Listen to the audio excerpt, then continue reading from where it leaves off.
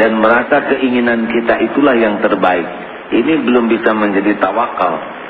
Boleh punya keinginan, tetapi kita harus tahu wa asa an takrahu syai'an wa huwa khairul lakum. Boleh jadi engkau tidak menyukai sesuatu padahal baik menurut Allah bagimu.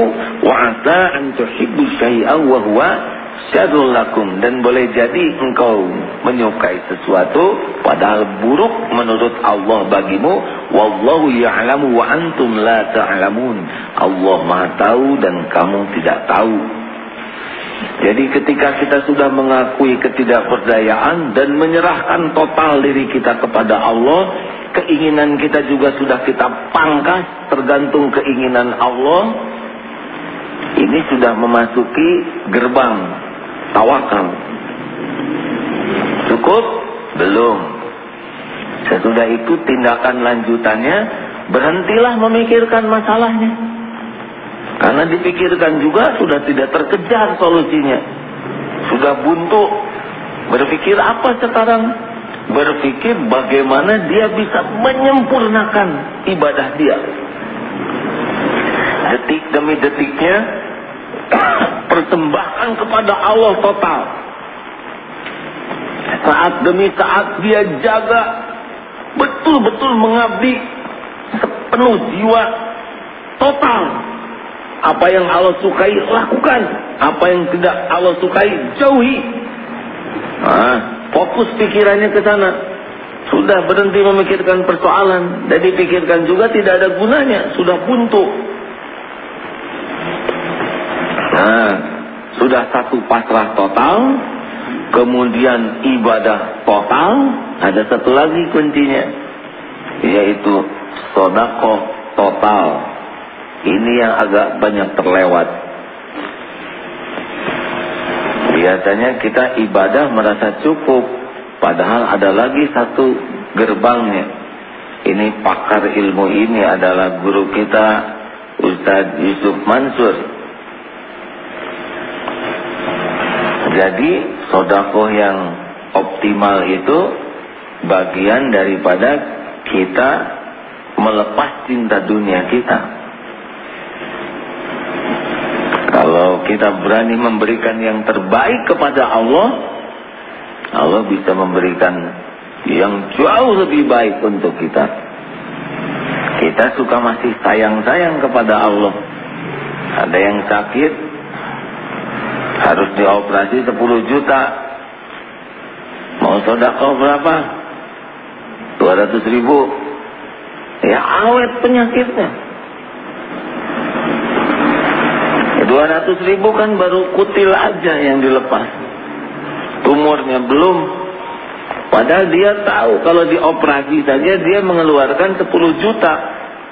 Pilih, mending dioperasi 10 juta, mending sedekah. Mengapa sedekah hanya 200.000? Mengapa hanya sedekah 1 juta?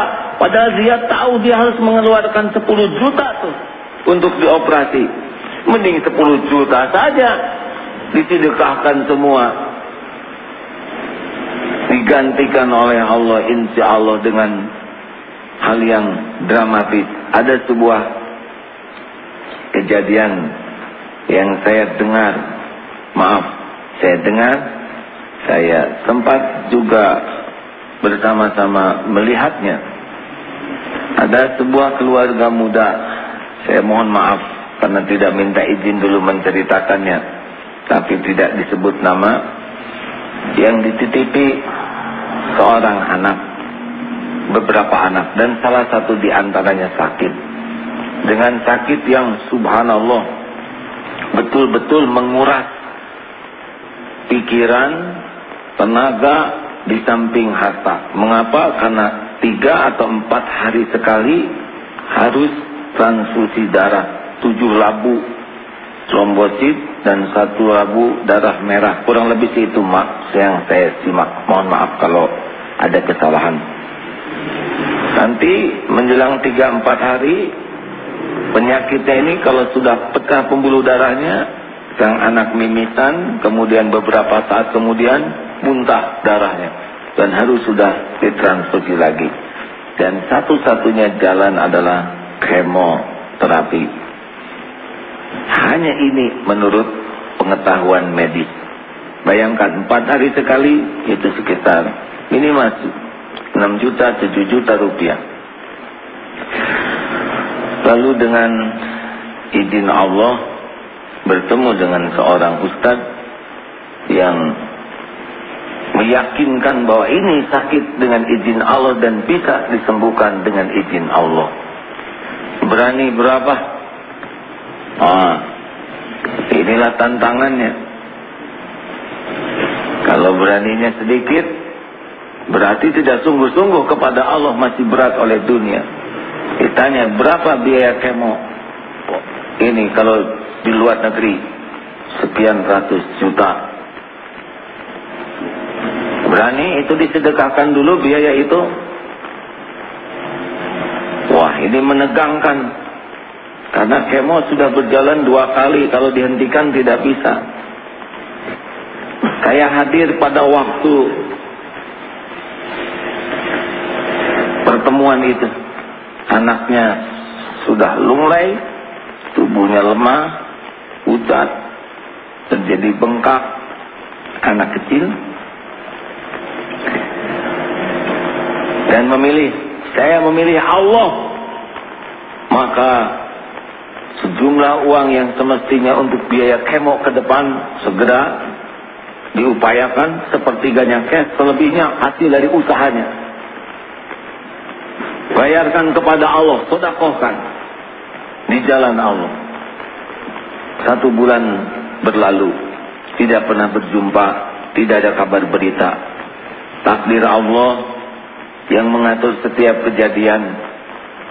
Kemarin duduk di masjid bersama, yakin ini adalah bagian dari ketentuan Allah. Pertemuan ini tidak ada yang kebetulan.